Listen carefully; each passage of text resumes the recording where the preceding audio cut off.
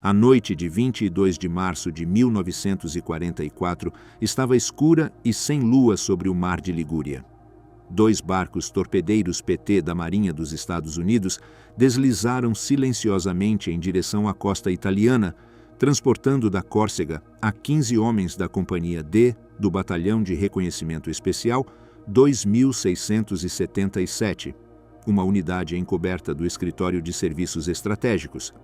A missão, denominada Operação Dini II, tinha um objetivo aparentemente simples, mas estrategicamente vital: destruir um túnel ferroviário entre La Spezia e Gênova, uma linha de suprimento crucial que alimentava as forças alemãs que combatiam nas frentes de Cassino e Anzio. A situação militar na Itália em março de 1944 havia alcançado um ponto de estagnação frustrante para os aliados. Após o desembarque em Salerno, em setembro de 1943, e a subsequente campanha em direção ao norte, as forças aliadas tinham se chocado contra as formidáveis defesas alemãs. O marechal de campo Albert Kesselring tinha orquestrado uma série de linhas defensivas que aproveitavam magistralmente o terreno montanhoso da Itália. A linha Gustav, ancorada no mosteiro de Monte Cassino, tinha resistido a múltiplos assaltos aliados com perdas devastadoras. Milhares de soldados aliados tinham morrido tentando romper essas fortificações sem conseguir avanços significativos. O desembarque em Anzio, lançado em 22 de janeiro de 1944, tinha sido projetado para flanquear as defesas alemãs e ameaçar Roma. No entanto, a operação não alcançou o ímpeto esperado. As forças aliadas desembarcadas encontraram-se contidas na cabeça de praia, submetidas a contra-ataques alemães ferozes. Em vez de liberar Roma rapidamente, Anzio tornou-se outro frente estagnado, onde soldados morriam por cada metro de terreno. Neste contexto de frustração estratégica, as operações especiais adquiriram importância crescente. Se os bombardeios massivos e os assaltos frontais não podiam romper as linhas de abastecimento alemãs, talvez pequenas equipes de sabotadores pudessem alcançar o que exércitos inteiros não tinham conseguido. Os bombardeiros aliados tinham tentado repetidamente cortar esta linha férrea sem sucesso. O terreno montanhoso dificultava os bombardeios de precisão. Os túneis ferroviários, escavados profundamente nas montanhas da Ligúria, eram praticamente invulneráveis a ataques aéreos. Os alemães podiam reparar rapidamente danos menores a vias expostas. A solução requeria uma abordagem diferente, uma equipa de sabotagem que colocasse explosivos diretamente nas estruturas críticas, destruindo seções de túnel que tomariam semanas ou meses para reparar. Os 15 soldados foram selecionados especificamente porque todos eram ítalo-americanos, a maioria falava italiano com fluência, e alguns até conheciam os dialectos locais da região de Gênova.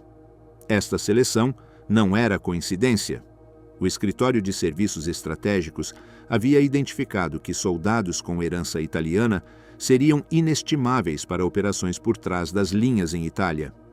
Podiam misturar-se mais facilmente com populações locais, entender conversas interceptadas e potencialmente solicitar ajuda de civis italianos sem revelar imediatamente que eram soldados americanos.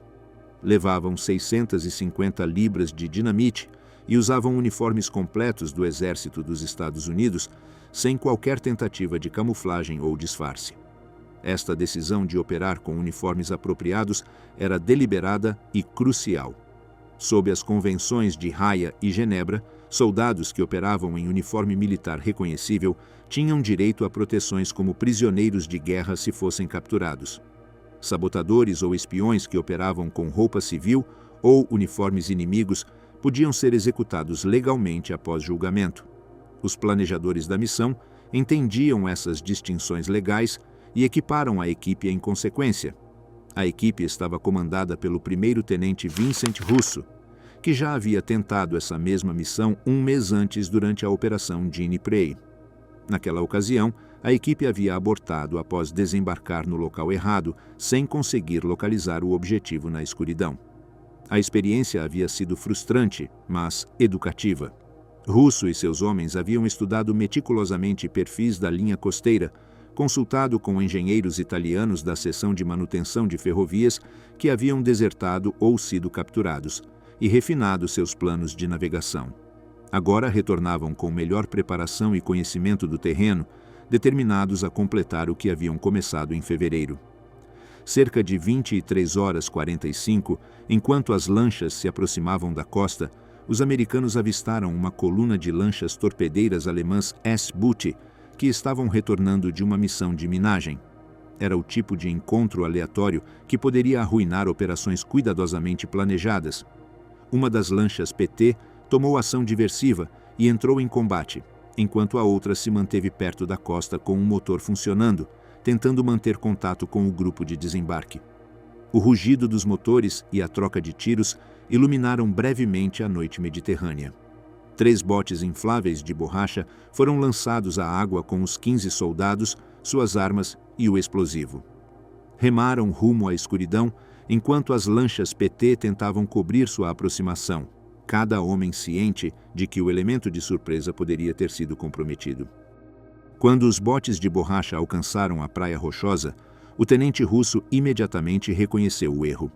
Haviam desembarcado perto da aldeia de Carpinedio, a meio caminho entre Bonassola e a estação de Framura, aproximadamente a 3 quilômetros de seu ponto de desembarque previsto e a 2 quilômetros do túnel-alvo. O contato por rádio com as lanchas PT foi perdido quase imediatamente. As comunicações por rádio em 1944 eram notoriamente pouco confiáveis, especialmente em terreno montanhoso perto da costa, onde os sinais refletiam de forma imprevisível. As embarcações americanas esperaram na área até as 4 da madrugada sem receber sinais da equipe e, finalmente, tiveram que retornar a Bastia devido a problemas mecânicos e à presença de patrulhas alemãs. Em terra, Russo e seus homens enfrentavam uma situação complicada, mas não desesperadora. O plano de contingência estabelecia claramente o procedimento. Se não conseguissem completar a missão no tempo especificado, deveriam se esconder e esperar a coleta na noite seguinte. Os soldados esconderam os botes de borracha, o explosivo e o equipamento adicional na Praia Rochosa, cobrindo tudo o melhor possível. Quando amanheceu no dia 23 de março, a equipe se moveu para o interior e encontrou um estábulo abandonado nos arredores de Carpinedio, onde se abrigaram. Não tinham comido em 24 horas, então Russo e outro soldado saíram em busca de alimento. Encontraram um jovem fazendeiro chamado Franco Lagaccio, que morava por perto. O agricultor italiano, ao ver os soldados americanos uniformizados, vendeu-lhes comida e mais tarde serviu-lhes de guia em uma missão de reconhecimento. Lagaccio levou-os até a estação de Framura e mostrou-lhes o acesso ao túnel-alvo na linha ferroviária principal. A missão parecia novamente viável. O plano era esperar até a noite seguinte, quando as lanchas PT retornariam para buscá-los ou para receber instruções de proceder com a demolição. De fato, naquela noite de 23 a 24 de março, outras lanchas PT partiram de Bastia para apoiar a missão. Seu objetivo era buscar a equipe ou coordenar a operação de sabotagem. No entanto, ao encontrar patrulhas alemãs perto do ponto de encontro designado, as embarcações americanas não puderam estabelecer contato e foram forçadas a retornar à base novamente. A manhã do dia 24 de março selou o destino da equipe Gini. Um pescador italiano de Bonassola, que retornava à costa, descobriu os botes de borracha escondidos. A descoberta de 650 libras de dinamite junto aos botes não deixou dúvidas sobre a natureza da operação. O pescador informou imediatamente as autoridades fascistas italianas, que, por sua vez, alertaram o comando alemão local. Formou-se rapidamente uma patrulha de busca combinada de milícias fascistas italianas e tropas alemãs que começou a vasculhar a região. Durante a tarde, enquanto os americanos permaneciam escondidos no estábulo, Franco Lagaccio descobriu que os alemães e italianos tinham encontrado os botes. Correu para avisar os soldados, mas seu aviso chegou tarde demais. As forças de busca cercaram o estábulo onde os 15 americanos se refugiavam. Após uma breve troca de tiros, os americanos, completamente superados em número e sem possibilidades de escape, se renderam. Foram capturados todos os membros da equipe, junto com Franco Lagaccio, o fazendeiro que os tinha ajudado. Os prisioneiros foram transportados para La Spezia e confinados perto do quartel-general da Brigada de Fortaleza 135, sob o comando do coronel alemão Kurt Almers. Esta unidade era subordinada do Corpo de Exército 75, comandado pelo general Anton Dostler, cujo quartel-general se encontrava em San Andrea, perto de Parma. Os interrogatórios começaram imediatamente. Oficiais de inteligência da Abwehr, o Serviço de Inteligência Militar Alemão, conduziram os interrogatórios em inglês. O Korvettenkapitän Friedrich Claps, comandante da pequena estação da Abwehr em La Spezia, e seu assistente, o Oberleutnant Zursee Georg Sessler, aplicaram táticas de interrogatório projetadas para explorar a inexperiência dos prisioneiros. Os interrogadores alemães disseram ao tenente Vincent Russo que seu oficial subordinado já havia revelado todos os detalhes da operação. Era mentira. Nenhum membro da equipe havia falado até aquele momento. Russo, acreditando que a informação já estava comprometida, confirmou os detalhes da missão. Eram comandos americanos enviados para demolir um túnel ferroviário vital. Tarde demais percebeu que havia sido enganado. A informação sobre os comandos capturados chegou rapidamente ao quartel-general do Corpo de Exército 75. O general Anton Dostler, um soldado profissional de 53 anos que havia servido em ambas as guerras mundiais, enfrentava agora uma decisão que definiria seu destino. Anton Josef Dostler nasceu no dia 10 de maio de 1891 em Munique, no coração da Baviera, quando o Império Alemão estava no seu auge sob o Kaiser Wilhelm II. Cresceu numa Alemanha imperial confiante no seu poder e destino, onde o serviço militar era considerado a mais alta honra para um jovem da sua classe. Dostler tinha começado a sua carreira militar em 1910, unindo-se ao exército imperial alemão aos 19 anos como cadete. Era parte de uma geração de oficiais prussianos formados nas tradições militares de Moltke e Schlieffen, onde a disciplina, o dever e a obediência inabalável à cadeia de comando eram valores sagrados. Durante a Primeira Guerra Mundial, tinha servido como oficial subalterno na frente ocidental, experimentando as trincheiras, o gás mostarda e as ofensivas massivas que caracterizaram aquele conflito. Sobreviveu à guerra e permaneceu no exército durante a República de Weimar, quando a força militar alemã foi drasticamente reduzida pelo Tratado de Versalhes. Quando Adolf Hitler chegou ao poder em 1933 e começou o rearmamento da Alemanha em violação do Tratado de Versalhes, oficiais de carreira como Dostler viram oportunidades para avanços profissionais.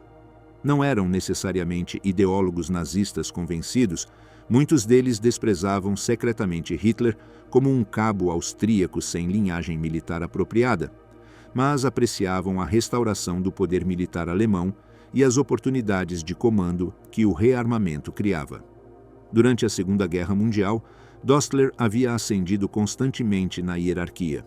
Chefe do Estado-Maior do 7º Exército no início da guerra em 1939, onde participou no planejamento de operações durante a invasão da Polônia e da França.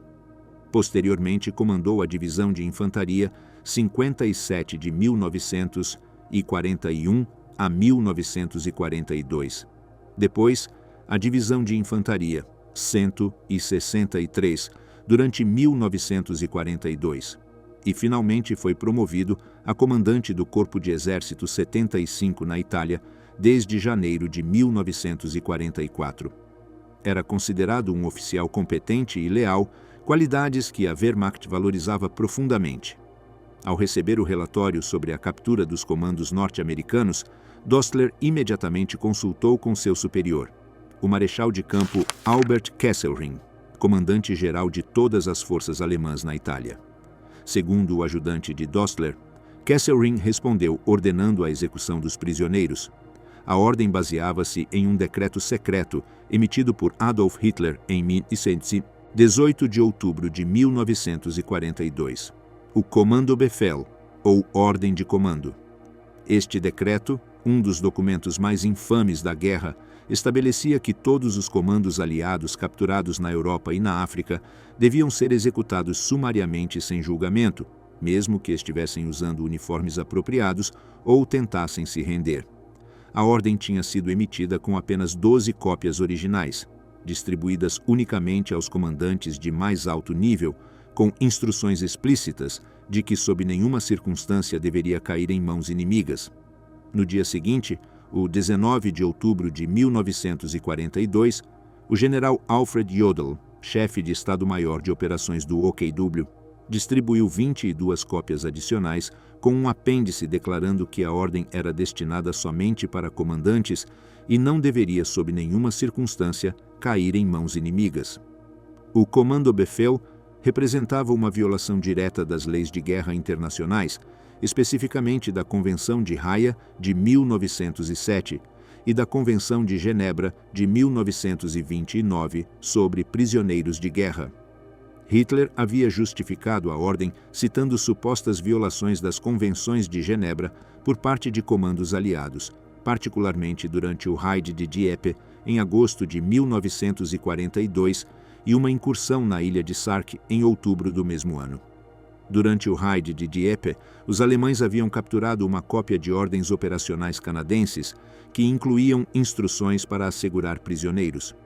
Hitler interpretou isso como evidência de que os aliados planejavam executar prisioneiros alemães.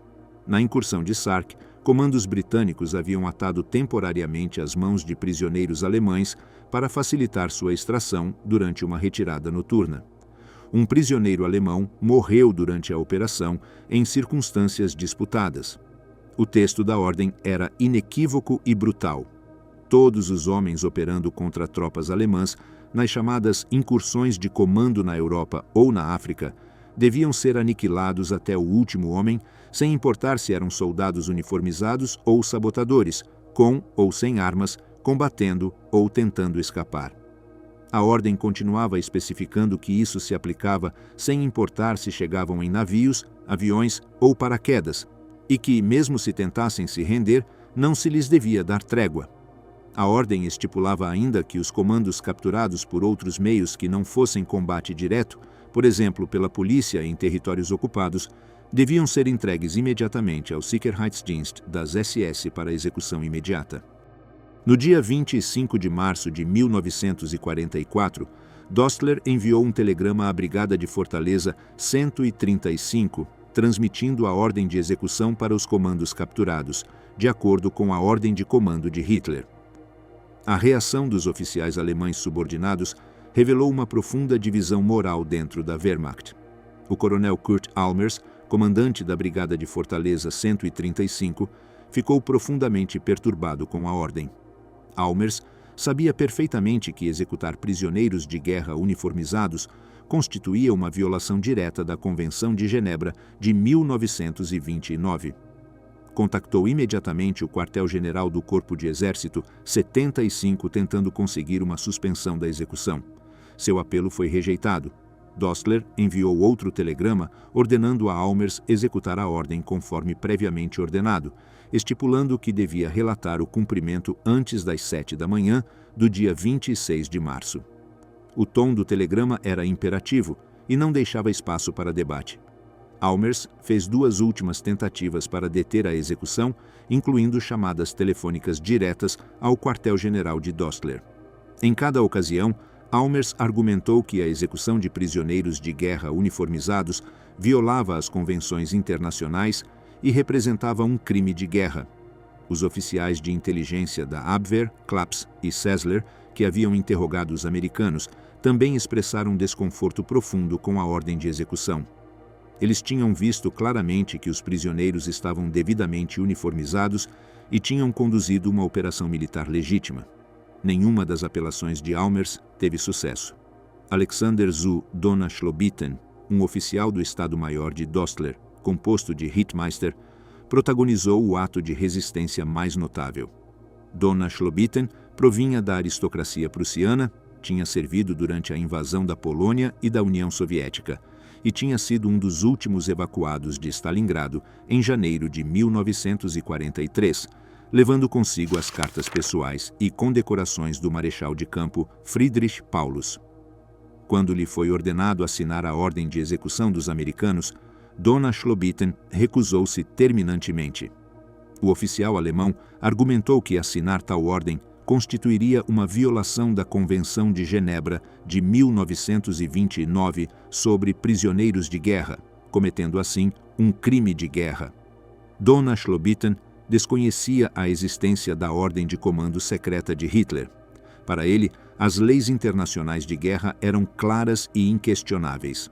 Os prisioneiros uniformizados deviam ser tratados como prisioneiros de guerra, não executados.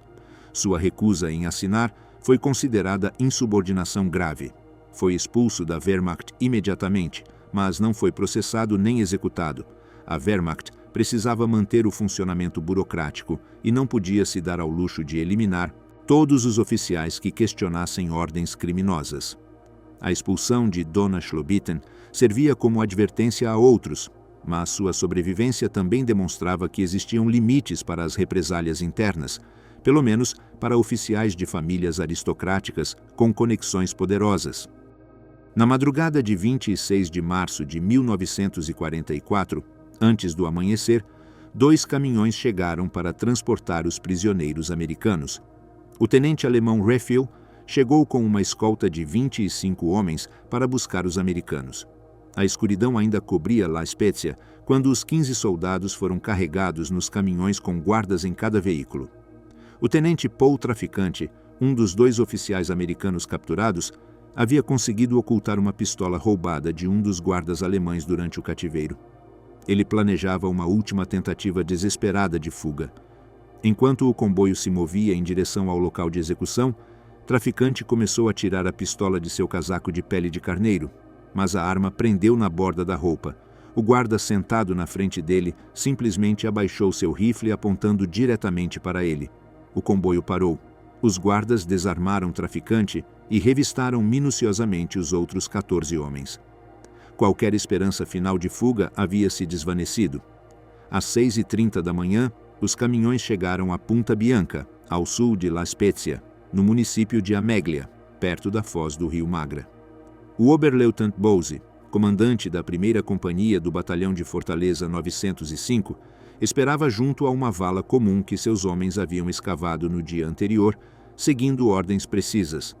Deveria ser grande o suficiente para conter 15 corpos. Os prisioneiros foram formados em 2 grupos. Amarraram as mãos deles atrás das costas. Não houve julgamento, não houve audiência formal, não houve oportunidade de defesa.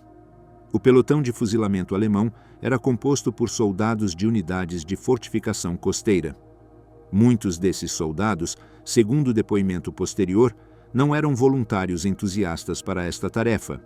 Era conhecido que os membros de pelotões de fuzilamento frequentemente tentavam errar seus tiros intencionalmente, disparando em áreas não vitais do corpo ou diretamente no chão, porque não queriam ser responsáveis individuais pela morte de um prisioneiro. Esta é a razão pela qual os pelotões de fuzilamento tradicionalmente incluíam múltiplos atiradores, para distribuir a responsabilidade e garantir a morte rápida do condenado. Os 15 norte-americanos foram executados em grupos. As descargas ressoaram na praia na penumbra do amanhecer. Os corpos caíram na vala comum preparada. Os soldados alemães cobriram os corpos com terra e camuflaram cuidadosamente o local para evitar que fosse descoberto por partidários italianos ou forças aliadas. Os soldados executados eram o 1º-tenente Vincent Russo de Montclair, Nova Jersey, o 1º-tenente Paul Traficante de Nova York, o sargento Alfred de Flumeri de Natick, Massachusetts, o sargento Dominic Mauro de Nova York, o sargento técnico Livio Viecelli de Manor, Pensilvânia, e os técnicos Liberty Tremonti, Joseph Farrell, Salvatore Di Sclafani, Angelo Sirico, Thomas Savino, John Leone, Joseph Noia, Rosario Squatrito, Joseph Libardi e Santoro Calcara. Todos eram ítalo-americanos, filhos e até netos de imigrantes italianos que tinham cruzado o Atlântico em busca de uma vida melhor na América, selecionados especificamente por sua herança e capacidade linguística para esta missão atrás das linhas inimigas na terra de seus ancestrais. As rádios alemãs e italianas começaram a transmitir no dia seguinte que um grupo de comandos norte-americanos tinha sido aniquilado em combate com tropas alemãs. A propaganda amplificou a mentira, acrescentando que os norte-americanos tinham matado alguns soldados alemães durante o confronto. Estas transmissões eram completamente falsas. Os norte-americanos tinham sido capturados após uma breve escaramuça e executados sumariamente 2 dias depois como prisioneiros desarmados. O marechal de campo Albert Kesselring, que segundo o testemunho de Dostler tinha ordenado a execução, imediatamente se sentiu incômodo com as consequências potenciais do fato. Kesselring ordenou a todos os quartéis-generais envolvidos que destruíssem todos os documentos relacionados com o incidente. Esta ordem de destruição de provas era reveladora. Os altos comandos alemães sabiam perfeitamente que tinham cometido um crime de guerra. A Wehrmacht entendia as leis internacionais de guerra. Oficiais como Almers e Donna Schlobitten tinham protestado especificamente citando as convenções de Genebra. A decisão de destruir registros demonstrava consciência de culpa. No entanto, a verdade sobre o destino dos 15 americanos começou a vazar gradualmente. Os serviços de inteligência aliados interceptaram comunicações que contradiziam a história oficial alemã. Residentes italianos locais, que haviam testemunhado eventos relacionados com a captura, começaram a fornecer informações a contatos da resistência. Para o final da guerra, quando as forças americanas avançaram para o norte da Itália, 2 homens do batalhão 2677 apareceram em Bonassola procurando informações sobre os homens desaparecidos de Dini. Os capitães Albert Lanier e Neville Manzani revisaram arquivos nos escritórios fascistas locais e entrevistaram testemunhas italianas. A imagem completa do crime de guerra começou a emergir. William Donovan, diretor do Escritório de Serviços Estratégicos, emitiu ordens específicas quando se confirmou que os membros da missão Dini tinham sido executados. O general alemão no comando da região, Anton Dostler, deveria ser capturado vivo para ser julgado como criminoso de guerra. Esta diretiva marcou uma mudança significativa. Dostler não seria simplesmente outro prisioneiro de guerra. Seria processado especificamente pelo crime cometido contra soldados americanos. Em 8 de maio de 1945, o dia em que a Alemanha se rendeu oficialmente pondo fim à guerra na Europa, Anton Dostler tornou-se prisioneiro de guerra do Exército dos Estados Unidos. Para outubro de 1945, estava detido em Roma, enfrentando um julgamento por crimes de guerra. O tribunal militar foi convocado no Palácio Real de Caserta, a magnífica residência barroca que servia como sede do Comando Supremo Aliado na Itália, em 8 de outubro de 1945. Este julgamento representava um momento histórico sem precedentes múltiplos. Era o primeiro julgamento por crimes de guerra conduzido pelos aliados após o fim da guerra na Europa, precedendo inclusive os julgamentos de Nuremberg, que começariam em novembro. Era também o único caso na história onde um oficial general alemão seria julgado e executado por crimes de guerra sob a autoridade exclusiva dos Estados Unidos. Todos os outros generais alemães executados por crimes de guerra foram processados em tribunais internacionais ou por outras nações aliadas. O resultado deste julgamento estabeleceria precedentes que ressoariam através de todos os julgamentos de crimes de guerra posteriores. A comissão militar foi presidida pelo major-general Lawrence C. James e incluía o general de brigada Thomas K. Brown, o coronel H. Shaler, o coronel James Notestein e o coronel F. T. Hammond Jr. Os promotores americanos eram o major Frederick W. Roche, que atuava como juiz-advogado, e o tenente-primeiro W. T. Andres como assistente do juiz-advogado. A defesa de Dostler estava a cargo do coronel Claudius O. Wolff como conselheiro de defesa e o major C. K. Emery como assistente do conselheiro de defesa. Todos esses homens eram advogados militares experientes que entendiam que estavam participando de um momento que definiria o futuro do direito internacional. A acusação formal contra Dostler, de acordo com a especificação apresentada pela promotoria, era a violação das leis de guerra. Especificamente que Anton Dostler, como comandante do Corpo de Exército 75 alemão, no ou aproximadamente no 25 de março de 1944, em La Spezia, Itália, e locais próximos, ilegalmente, deliberadamente e com conhecimento, ordenou que 15 membros uniformizados das Forças Armadas dos Estados Unidos fossem fuzilados até a morte, cuja ordem foi subsequentemente executada no 26 de março de 1944. Os promotores apresentaram o caso como simples e claro desde o início. Os americanos executados eram soldados devidamente uniformizados numa operação militar legítima quando foram capturados. Portanto, tinham direito inequívoco a serem tratados como prisioneiros de guerra sob as Convenções de Genebra de 1929. Sua execução sem julgamento violava uma regra do direito internacional com pelo menos 500 anos de idade, estabelecida definitivamente na Convenção de Haia de 1907. A promotoria argumentou que esta não era uma zona cinzenta legal, mas uma violação clara e direta de normas universalmente aceitas. Os promotores chamaram várias testemunhas-chave que construíram meticulosamente o caso. Um capitão da OSS explicou em detalhe a natureza da missão de sabotagem da equipe Gini, estabelecendo que era uma operação militar legítima contra objetivos militares estratégicos. Os oficiais alemães de inteligência, o Korvettenkapitän Friedrich Claps e o Oberleutnant zur See Georg Sessler, que haviam interrogado os prisioneiros, testificaram extensamente sobre as circunstâncias do interrogatório. Seu testemunho foi particularmente prejudicial para a defesa porque confirmavam inequivocamente vários pontos críticos. Os americanos estavam uniformemente apropriadamente com uniformes militares americanos, distintivos e reconhecíveis, levavam insígnias de rango apropriadas, não vestiam roupas civis nem uniformes inimigos e haviam revelado que sua missão era sabotagem de infraestrutura militar, não assassinato de pessoal ou terrorismo contra civis.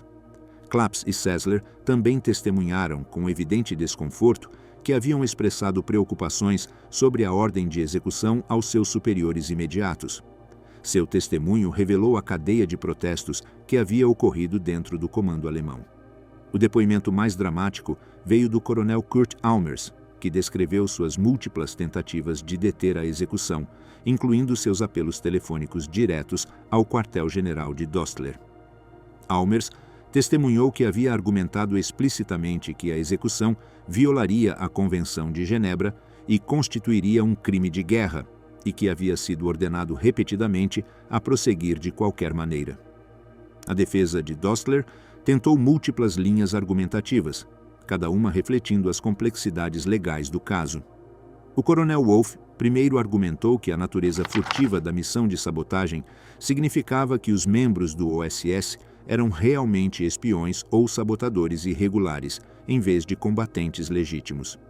Acrescentaram que os sabotadores de Gini não usavam insígnias militares distintivas reconhecíveis à distância, conforme exigido pelo artigo 1, capítulo 1, seção 1 do anexo à Convenção de Haia II de 1899 e, portanto, não estavam uniformizados apropriadamente sob a definição legal estrita, o que os desqualificava do status de prisioneiros de guerra.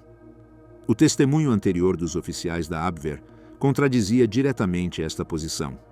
Os alemães haviam identificado claramente os americanos como soldados do exército americano uniformizados durante os interrogatórios.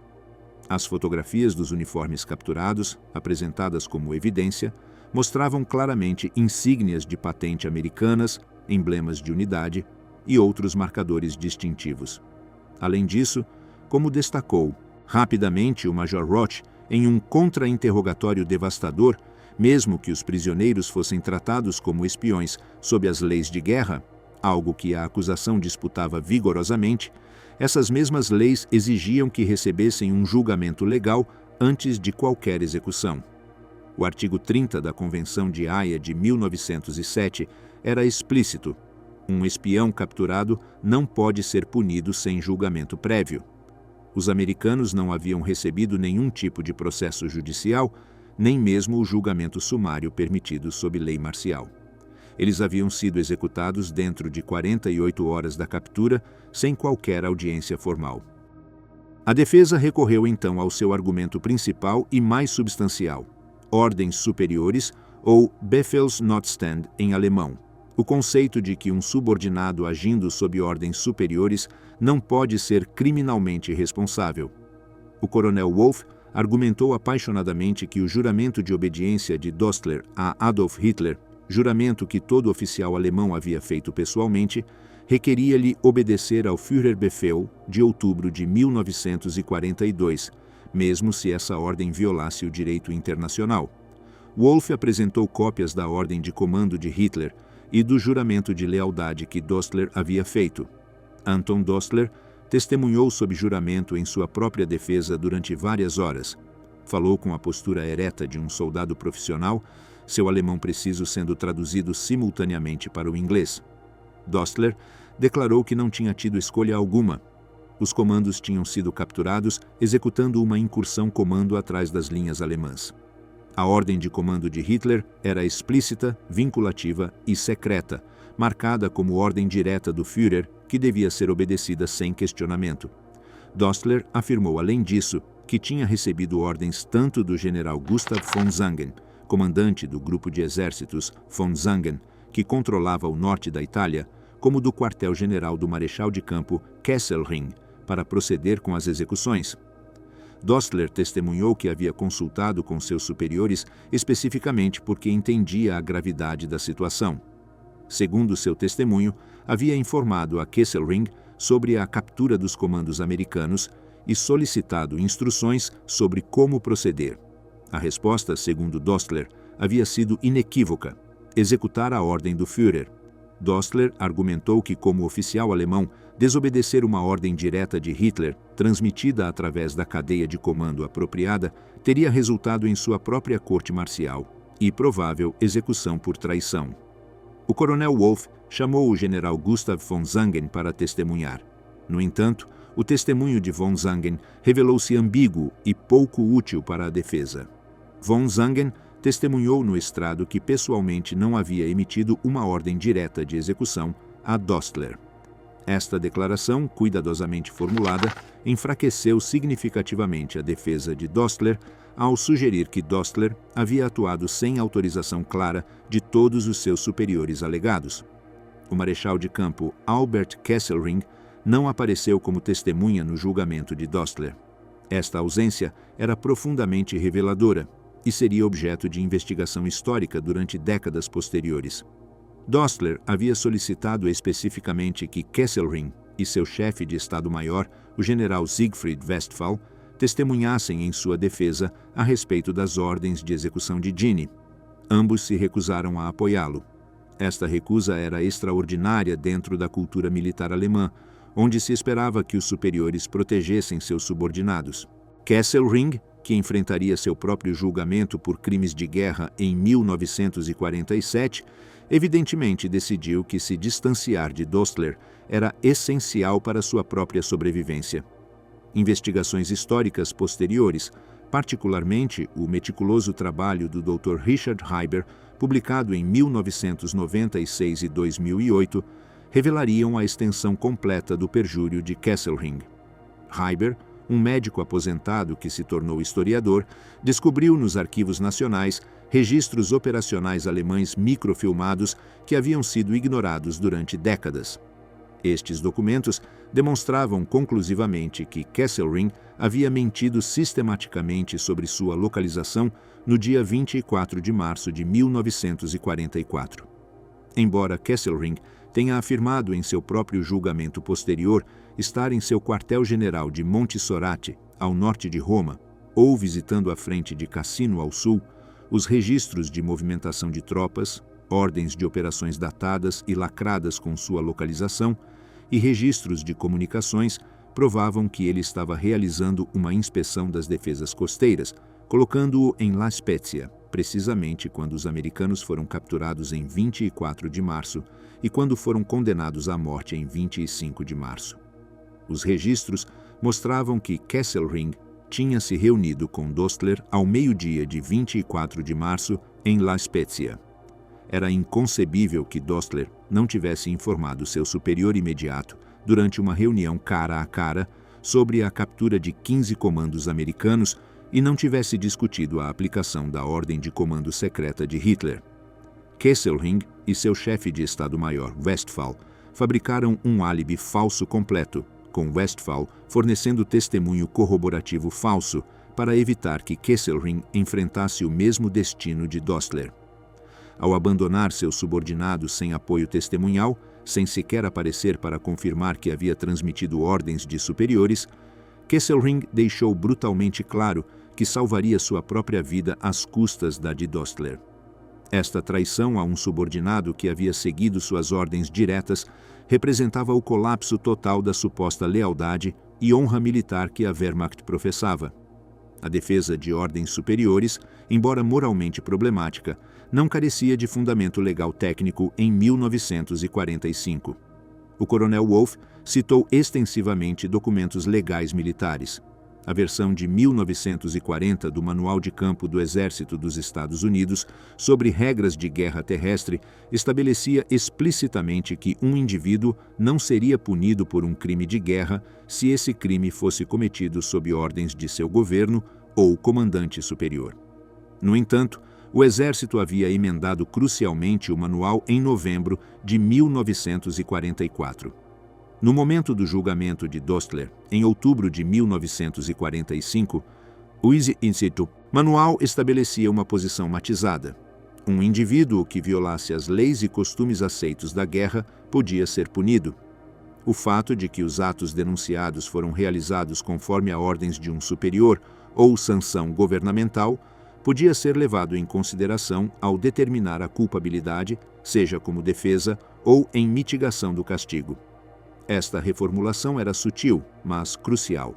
As ordens superiores já não eram uma defesa absoluta, mas um fator atenuante potencial que o tribunal podia considerar discricionariamente. O coronel Wolff fez um argumento apaixonado e profético em seu discurso final, que pareceu ressoar com alguns membros do tribunal militar, composto inteiramente por oficiais de carreira. Wolff impressionou dramaticamente a comissão sobre o perigo que o precedente deste caso representava. Ganhamos a guerra desta vez, mas ninguém sabe quem ganhará da próxima vez. Poderíamos perder, e então vocês, senhores, poderiam se encontrar sentados onde este homem está sentado agora. Se considerarmos este homem culpado devido à pressão política ou porque perdeu a guerra e está em nosso poder, bem poderíamos não ter ganho a guerra. Este argumento tocava um ponto profundamente sensível entre oficiais militares de carreira que valorizavam a cadeia de comando como pilar fundamental da disciplina militar.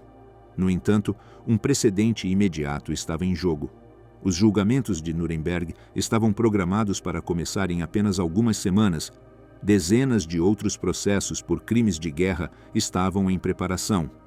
Muitos desses julgamentos nunca decolariam se uma declaração de ordens superiores pudesse funcionar efetivamente como defesa absoluta para alguém de tão alta patente como um general, ou se o primeiro julgamento por crimes de guerra importante resultasse em uma absolvição. Os membros da comissão entendiam que sua decisão seria escrutinada por promotores, defensores e acusados em centenas de casos futuros. Em 12 de outubro de 1945, após um julgamento de 4 dias intensos, a comissão militar considerou Anton Dostler culpado de violar as leis de guerra. Sua sentença foi ser fuzilado até a morte por pelotão de fuzilamento. A comissão militar rejeitou explícita e categoricamente a defesa de ordens superiores em sua sentença escrita. O tribunal determinou que, ao ordenar a execução em massa dos 15 prisioneiros de guerra americanos, Dostler havia agido por conta própria fora das ordens específicas do Führer. Esta conclusão era legalmente significativa. A ordem de comando de Hitler especificava procedimentos detalhados. Se os comandos capturados caíssem em mãos alemãs por canais diferentes do combate direto, deviam ser entregues imediatamente ao Sicherheitsdienst das SS para execução.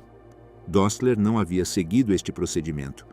Os americanos permaneceram sob custódia da Wehrmacht e foram executados por tropas do exército alemão, não pelas SS. Nesse sentido técnico, Dostler havia excedido os termos literais da ordem, agindo segundo seu próprio critério. A comissão também rejeitou seu pedido de clemência, declarando que nenhum soldado, e muito menos um general-comandante, pode dizer que considerava legítimo o fuzilamento sumário de prisioneiros de guerra, mesmo como represália.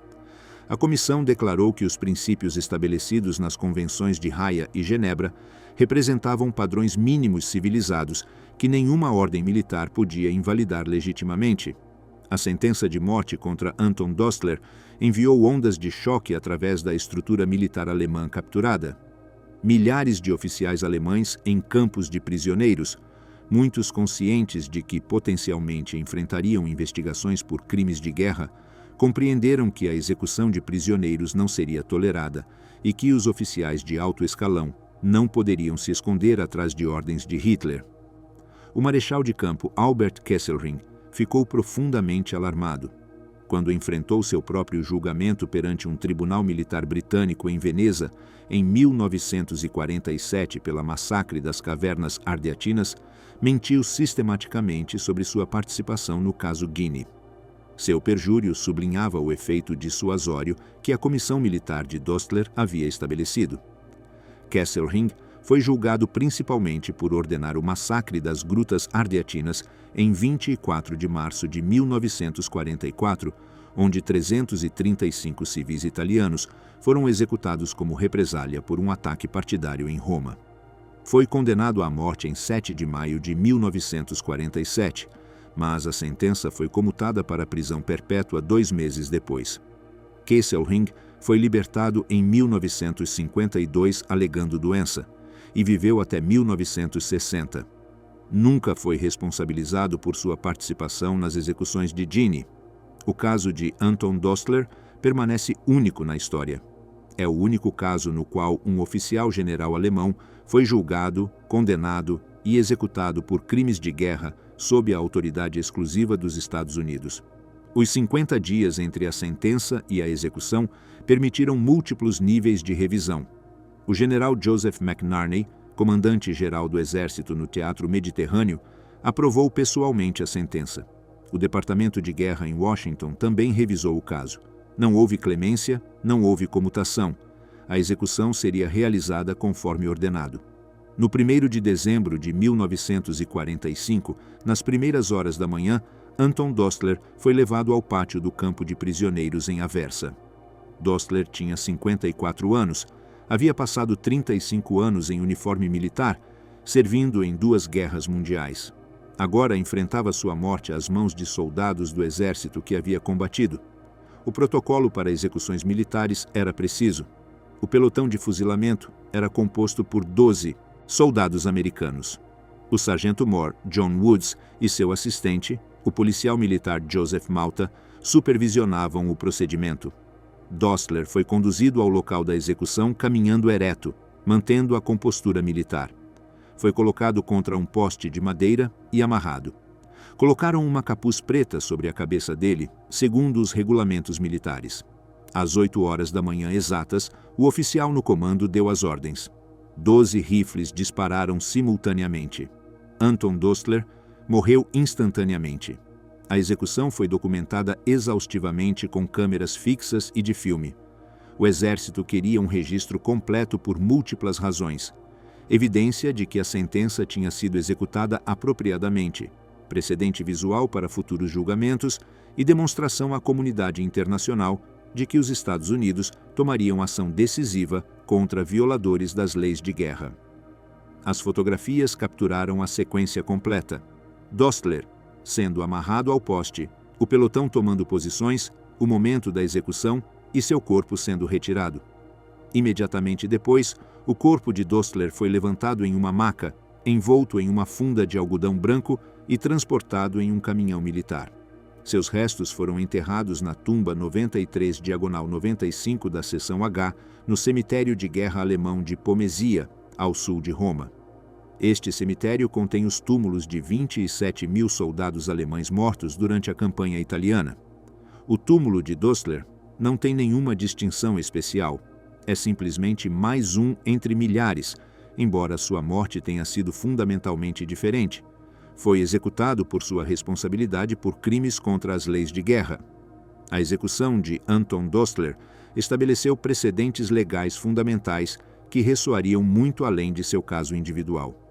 O tribunal rejeitou explicitamente a defesa de ordens superiores, estabelecendo que soldados e oficiais não podem ser isentos de responsabilidade por crimes de guerra simplesmente citando ordens de superiores. Este princípio foi posteriormente codificado no princípio 4 dos princípios de Nuremberg e na Declaração Universal dos Direitos Humanos de 1948. Os julgamentos de Nuremberg, que começaram poucas semanas após a execução de Dostler, adotaram e expandiram esses princípios. 19 dos acusados principais foram condenados, 12 foram sentenciados à morte. Muitos citaram ordens superiores em sua defesa. Nenhum foi absolvido com base nesse argumento. O caso Dostler havia estabelecido o precedente.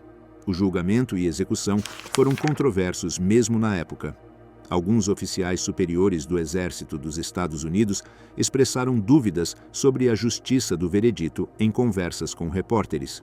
Soldados profissionais sentiam-se desconfortáveis com a ideia de que subordinados pudessem ser responsabilizados por seguir ordens de superiores.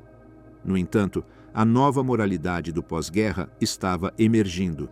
A magnitude das atrocidades nazistas reveladas quando os campos de concentração foram libertados havia mudado fundamentalmente as atitudes em relação à obediência militar cega. O mundo determinava que existiam linhas que nenhum soldado devia cruzar, independentemente das ordens recebidas. O destino dos 15 soldados estadunidenses não foi esquecido. Após a guerra, seus corpos foram exumados da vala comum em Punta Bianca. 7 foram enterrados no cemitério militar estadunidense perto de Florença. Os outros 8 foram repatriados para os Estados Unidos para serem enterrados em lotes familiares. Monumentos comemorativos foram erguidos na Itália. O município de Ameglia estabeleceu um memorial permanente. Todos os anos, cerimônias lembram a Operação Gini II e os homens que morreram. A história de Alexander zu Dona Schlobitten proporciona um contraponto fascinante. Dona Schlobitten sobreviveu à guerra. Expulso da Wehrmacht, mas não executado, ele retornou à sua propriedade de Schlobitten durante a tomada soviética. Organizou a fuga de 330 refugiados em janeiro de 1945, salvando vidas humanas e cavalos Trakehner. Mudou-se para a Suíça em 1948. Trabalhou para Hoffmann La Roche e morreu em 1997 aos 97 anos. Sua recusa em assinar uma ordem criminosa lhe custou a carreira, mas salvou sua vida e consciência. Seu exemplo demonstra que, mesmo dentro de um sistema autoritário, existiam opções morais. O caso Dostler revelou as contradições no sistema militar alemão. A Wehrmacht exigia obediência absoluta à cadeia de comando. Mas, quando essa obediência resultava em crimes de guerra, os superiores abandonavam seus subordinados. Kesselring deixou que Dostler enfrentasse sozinho a responsabilidade por uma ordem que ele provavelmente havia aprovado. O sistema que demandava lealdade para cima não oferecia lealdade para baixo quando chegava o momento de prestar contas. A ordem de comando foi citada em múltiplos julgamentos de crimes de guerra depois de 1945. O Tribunal de Nuremberg encontrou que a ordem era uma violação direta das leis de guerra. Oficiais alemães que executaram comandos aliados sob esta ordem foram processados na Europa. Alguns foram executados, outros receberam longas penas de prisão. O marechal de campo Rommel tinha ignorado a ordem quando pôde, ordenando que comandos capturados fossem tratados como prisioneiros regulares. Esta decisão salvou vidas e provavelmente salvou a reputação de Rommel como oficial que mantinha certos padrões de conduta honrosa. O legado do caso Dostler se estende ao direito internacional moderno. Os princípios estabelecidos em seu julgamento fazem parte do direito humanitário internacional. O Estatuto de Roma do Tribunal Penal Internacional, adotado em 1998, incorpora esses princípios.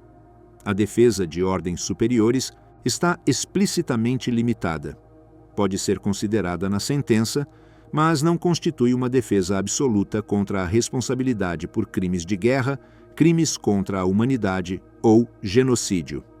As Convenções de Genebra de 1949, adotadas 4 anos após a execução de Dostler, codificaram muitas das proteções para prisioneiros de guerra que foram violadas no caso Dini. Essas convenções formam a base do direito internacional humanitário moderno e foram ratificadas por quase todos os países do mundo. A fotografia de Anton Dostler, amarrado ao poste, tornou-se uma imagem icônica da justiça pós-guerra. Para alguns, representa o triunfo do direito internacional sobre a impunidade militar. Para outros, encarna as complexidades morais de responsabilizar indivíduos dentro de sistemas autoritários. O debate sobre a justiça da sentença continua entre historiadores e estudiosos do direito. Alguns argumentam que um general em uma ditadura totalitária enfrentava opções impossíveis. No entanto, o exemplo de Dona Schlobitten complica essa narrativa. Dona Schlobitten recusou-se a assinar a ordem e foi simplesmente expulso, não executado. Isso sugere que havia espaço para resistência, embora com consequências profissionais graves.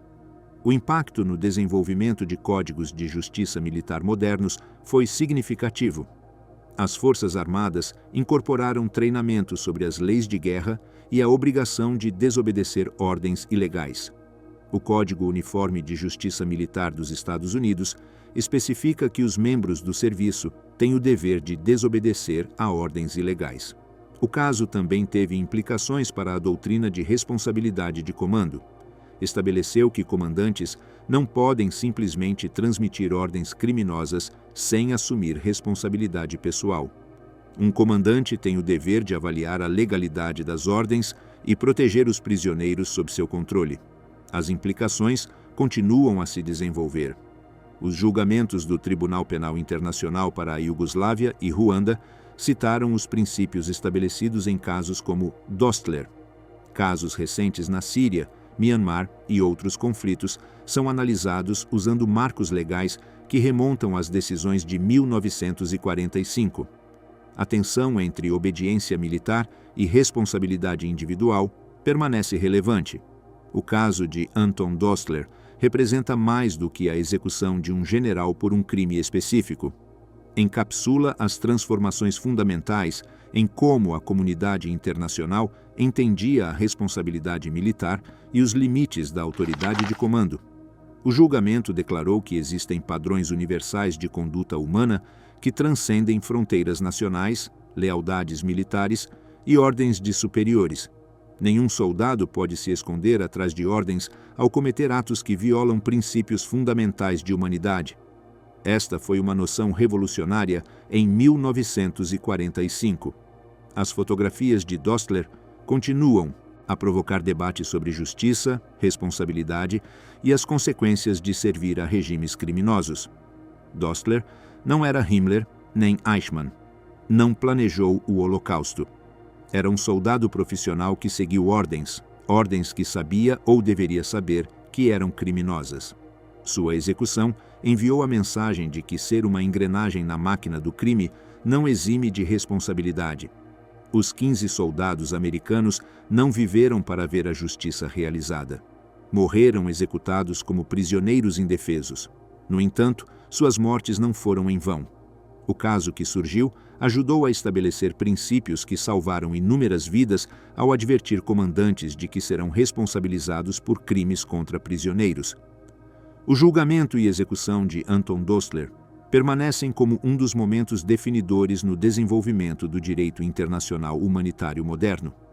A decisão de processar um general alemão imediatamente após a guerra, estabelecendo precedentes que seriam aplicados em Nuremberg e além, demonstrou o compromisso aliado com a justiça baseada em regras em vez de vingança. Embora imperfeita, a justiça do pós-guerra aspirava a padrões mais elevados que a lei do mais forte. Ao amanhecer do 1º de dezembro de 1945, quando as balas puseram fim à vida de Anton Dostler, terminou não apenas a história de um general alemão, mas também se fechou um capítulo na evolução do conceito de responsabilidade individual sob o direito internacional. O poste de execução em Aversa simbolizou o fim de uma era onde ordens superiores podiam justificar qualquer ato. Em seu lugar, emergiu uma nova ordem legal que declarava que existem linhas que nenhum ser humano deve cruzar, não importando quem ordene o cruzamento. O impacto do caso Dostler ressoou imediatamente nos círculos militares e legais de todas as nações aliadas.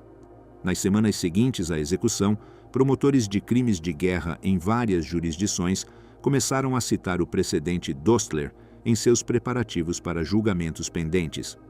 Os advogados de defesa, por sua vez, estudavam meticulosamente as transcrições do julgamento em busca de argumentos alternativos que pudessem ter mais sucesso do que a defesa fracassada de ordens superiores. O veredicto de Dostler tornou-se o caso de estudo fundamental em todos os julgamentos subsequentes, um ponto de referência inevitável que definia os parâmetros do debate legal sobre responsabilidade de comando. Nos campos de prisioneiros de guerra alemães, distribuídos pela Europa, a notícia da execução de Dostler circulou rapidamente entre os milhares de oficiais capturados. Muitos enfrentavam a possibilidade real de serem processados por ações tomadas durante a guerra.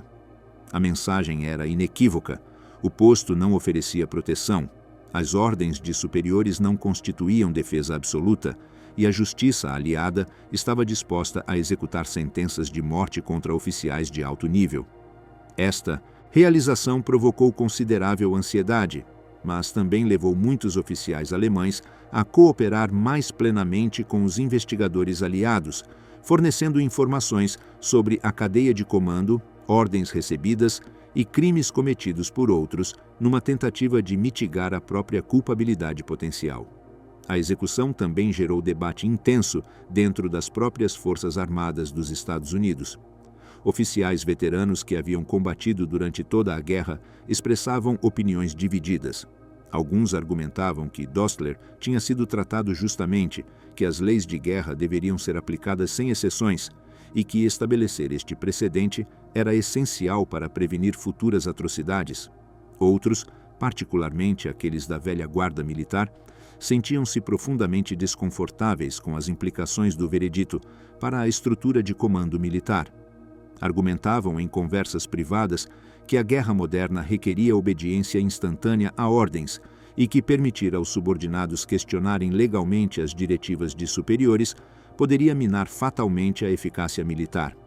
No entanto, estes debates permaneceram em grande medida dentro de círculos militares profissionais, já que, publicamente, o Exército apresentava um frente unificado de apoio ao veredicto. A mídia internacional cobriu extensamente tanto o julgamento quanto a execução. Os jornais norte-americanos geralmente apoiaram o veredicto, enquadrando-o como um passo necessário para o estabelecimento de uma ordem internacional baseada em leis em vez de força bruta.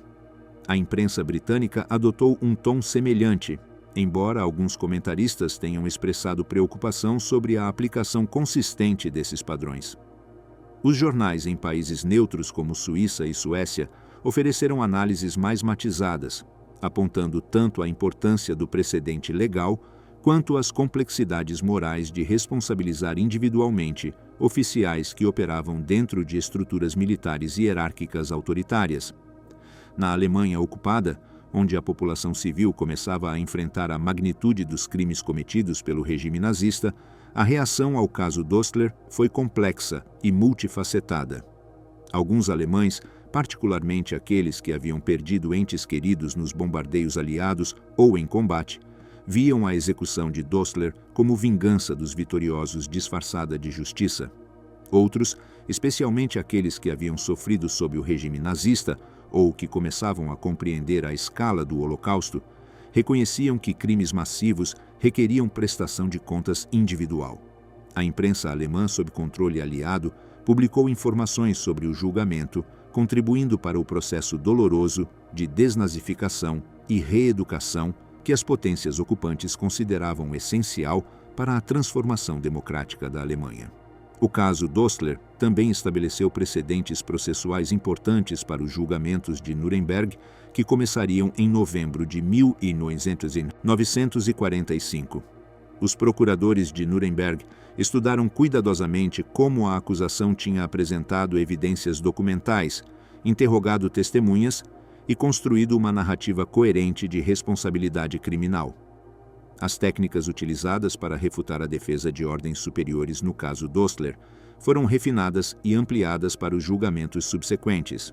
A própria estrutura do Tribunal Militar no caso Dostler, com sua combinação de procedimentos militares americanos e reconhecimento de direito internacional, forneceu um modelo que informaria o desenho do Tribunal Militar Internacional de Nuremberg. Para além das implicações legais imediatas, o caso Dostler contribuiu para uma mudança fundamental em como as sociedades democráticas concebiam a relação entre indivíduos e instituições militares. A noção de que os soldados podiam e deviam exercer julgamento moral independente, mesmo dentro de estruturas hierárquicas estritas, representava um afastamento radical de concessões tradicionais de disciplina militar.